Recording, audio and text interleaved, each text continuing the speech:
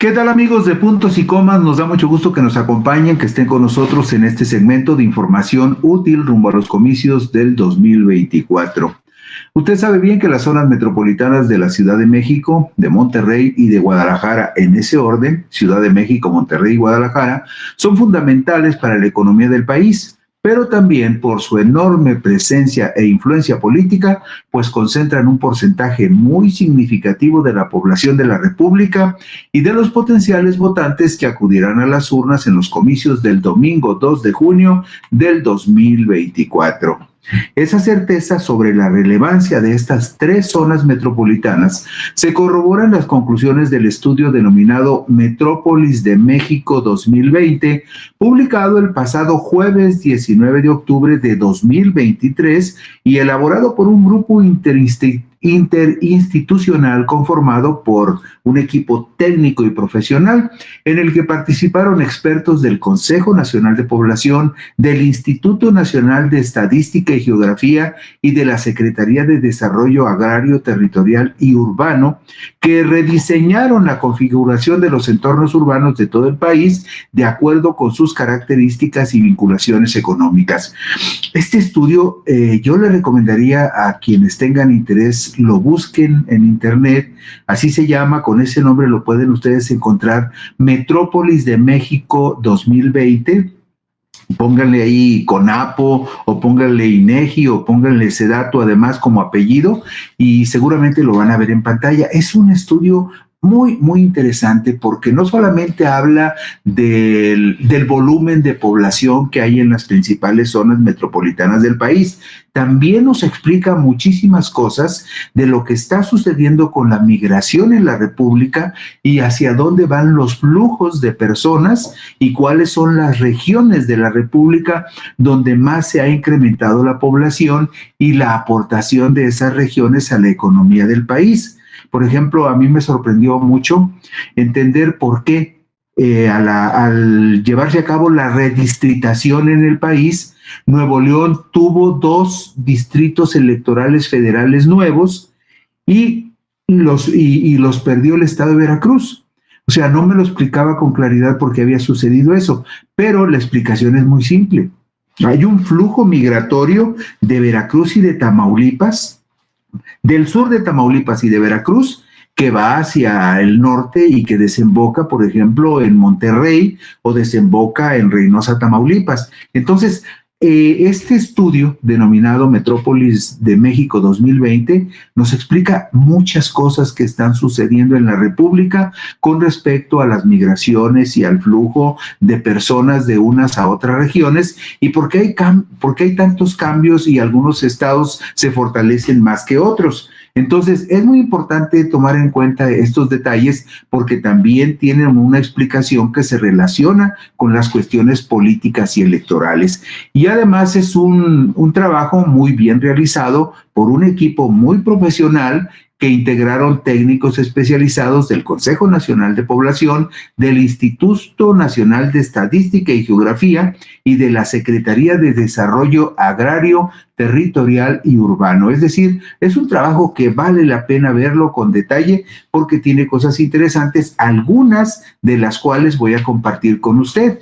La zona metropolitana de Guadalajara, además de definir los comicios en la entidad, donde habrá elección de gobernador de 38 diputados locales y 125 presidentes municipales, también aporta una cuota importante para resolver las elecciones federales de presidente de la República, de senadores y de diputados al Congreso de la Unión. La zona metropolitana Tapatía es la tercera zona metropolitana más poblada del país, luego de la Ciudad de México y de Monterrey. Y fíjese usted, esta zona metropolitana de Guadalajara concentra un total de 5.110.617 personas que representan el 61.21% de toda la población del estado de Jalisco. En Jalisco hay 8.348.000 habitantes y Solo en la zona metropolitana de Guadalajara se concentra el 61.21 de toda la población de Jalisco, de acuerdo con los últimos datos actualizados del Censo de Población 2020. ¿Y qué significado tiene esto en las cuestiones políticas? Mire usted, 5 de los 7 municipios que integran la zona metropolitana de Jalisco, una zona ya rediseñada, ahora solamente con 7 municipios, antes tenía 2 o 3 más, ahora nada más tiene 7 municipios como zona metropolitana. De estos 7 municipios, 5 son gobernados por el partido Movimiento Ciudadano. Uno es gobernado por el Partido Acción Nacional y otro municipio metropolitano es gobernado por Morena, lo que sin duda le da al Partido Naranja una enorme ventaja rumbo a los comicios del próximo año. Y vemos enseguida la gráfica número 4, que es muy ilustrativa sobre cómo se ha incrementado la población en la zona metropolitana de Guadalajara, pero hay un detalle en el cual quiero puntualizar. Vean ustedes esta lista donde dice Guadalajara, Juanacatlán, El Salto, Tlajomulco de Zúñiga, San Pedro Tlaquepaque, Tonalá y Zapopan. Hay un dato ahí que me llama la atención y que seguramente es un dato relevante en la zona metropolitana de Guadalajara. Usted sabe, y si no lo sabe se lo decimos, que el municipio que tiene más problemas con la inseguridad, con los desaparecidos, que es el municipio donde también hay más casas abandonadas porque la gente las adquirió y no se ha ido a vivir a esas casas porque los desarrollos inmobiliarios fueron construidos en lugares donde no hay servicio de transporte, no hay servicio de alumbrado público, no hay servicio de recolección de basura, no hay parques públicos, no hay servicios, por ejemplo, de primeros auxilios o de Cruz Roja o de Cruz Verde. Ese municipio en la zona metropolitana es el municipio de Tlajomulco de Zúñiga, que desde el año de 2010 está gobernado por Movimiento Ciudadano. Nadie más ha gobernado Tlajomulco de Zúñiga desde el 2010 hasta la fecha que el partido Movimiento Ciudadano. En 1990, Tlajomulco de Zúñiga tenía 68,428 habitantes. Según el último censo, el de 2020, Tlajomulco de Zúñiga tiene ya 727,000 habitantes oficialmente, porque muy probablemente tiene más habitantes porque es digamos, es como una ciudad satélite de Guadalajara, donde ha crecido de tal manera que en Tlajomulco puede haber 2 o 3 ciudades del mismo tamaño que Tonalá o que Tlaquepaque, pero que muchos de esos asentamientos son irregulares y no están registrados. Entonces, esto de Tlajomulco de Zúñiga ha significado algo muy importante. Al crecer tanto la población en Tlajomulco de Zúñiga, ya Tlajomulco de Zúñiga es cabecera de 2 distritos electorales. Y otro dato importante, al ir perdiendo población Guadalajara, la capital del estado, Guadalajara tenía 4 distritos electorales y se quedó nada más con 3 distritos electorales. Aquí vemos también, por ejemplo, que el crecimiento de Tlajomulco de Zúñiga ha sido impresionante. Creció, por ejemplo, en ese periodo 1990-2000, creció 6.1%. Del 2000 al 2010 creció 12.5% en población.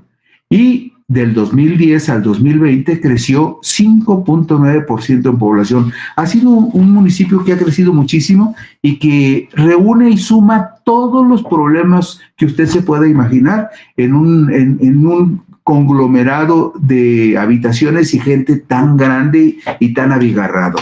Bueno, del mismo modo, en la zona metropolitana de Guadalajara están concentrados el 60% de los potenciales votantes de todo el estado de Jalisco, en la conurbación que forman Guadalajara, Zapopan, Tlajomulco, Tlaquepaque, Tonalá, El Salto y Juanacatlán.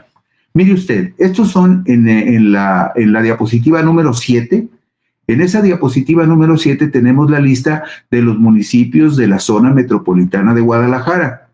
Y también tenemos en esta lista qué partido está gobernando en cada municipio, y también tenemos la lista nominal de electores de cada municipio y la lista nominal de electores de Jalisco. Usted puede ver ahí que Guadalajara tiene 1,264,000 habitantes, que en segundo lugar aparece Zapopan con 1,136,000 habitantes, y en tercer lugar ya está Tlajomulco de Zúñiga, que en este caso estamos hablando de que tiene 441,500 votantes potenciales. Perdón, estamos hablando en esta lista de la lista nominal de electores con corte al 12 de octubre del 2023, una lista nominal que en Jalisco tiene 6,480,000 votantes potenciales, de los cuales 1,264,000 están en Guadalajara, 1,136,000 votantes estarían en Zapopan, y en Tlajomulco de Zúñiga habría 441,000 votantes potenciales,